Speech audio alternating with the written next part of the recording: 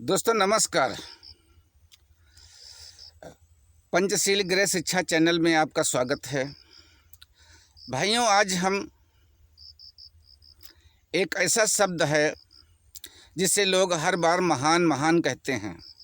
वो महान शब्द कहाँ से लिया गया और ये महान शब्द किसको पहले मिला, इसके बारे में आपको जानकारी देते हैं।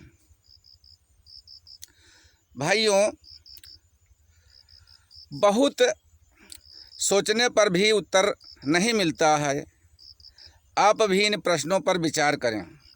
सम्राट अशोक के पिताजी का नाम बिंदुसार गुप्त था। माताजी का नाम सुभद्राणी था। जिस सम्राट के नाम के साथ संसार भर के इतिहासकार महान शब्द लगाते हैं, जिस सम्राट का राज्य अशोक चक्र भारत में ध्वज में लगाते हैं, जिस सम्राट का राज्य अशोक चक्र भारतीय अपने ध्वज में लगाते हैं, जिस सम्राट का राज्य चिन्ह चहुमुखी शेर को भारतीय राष्ट्रीय प्रतीक मानकर सरकार चलाते हैं और सत्यमेव जयते को अपनाया है। भाइयों, जिस देश में सेना का सबसे बड़ा युद्ध सम्मान सम्राट अशोक के नाम पर अशोक चक्र दिया जाता है, जिस सम्राट से पहले या बाद में कभी कोई ऐसा राजा या सम्राट नहीं हुआ जिसने अखंड भारत, आज नेपाल, बांग्लादेश, पूरा भारत, पाकिस्तान और अफ़गानिस्तान, इतने बड़े भूभाग पर एक छत्र राज किया हो। सम्राट अशोक के ही समय में 23 विद्यालयों की स्थापना की गई थी, जिसमें तक्षशिला, नालंदा, विक्रमशिला, कंधार आदि विश्वविद्यालय प्रमुख थे। उन्हीं विश्वविद्यालयों में प्रदेश के छात्र उच्च शिक्षा पाने के लिए भारत आया करते थे।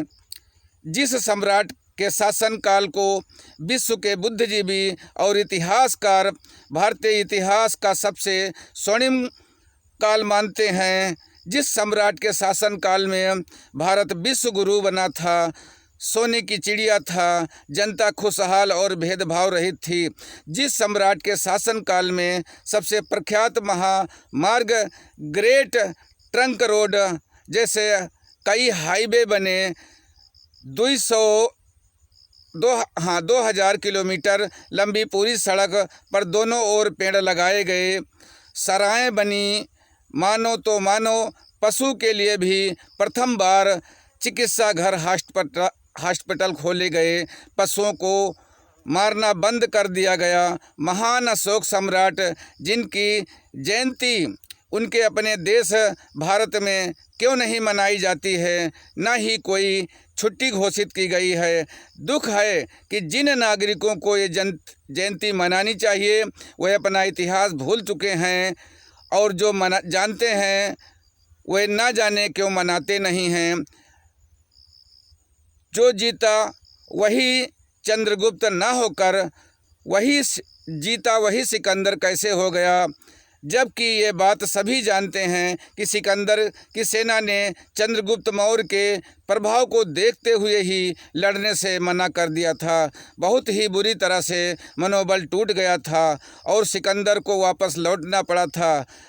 भाइयों, अशोक सम्राट पूरे विश्व में उनकी पहचान है, और हमारा मौर्य समाज जिनके अशोक सम्राट के वंशज हैं उनको भी खुलकर सामने आना चाहिए, क्योंकि हमारे पूर्वज राजा थे और आज हम धीरे धीरे बाज़ारों में मूरी और लहसुन और प्याज बेच रहे हैं।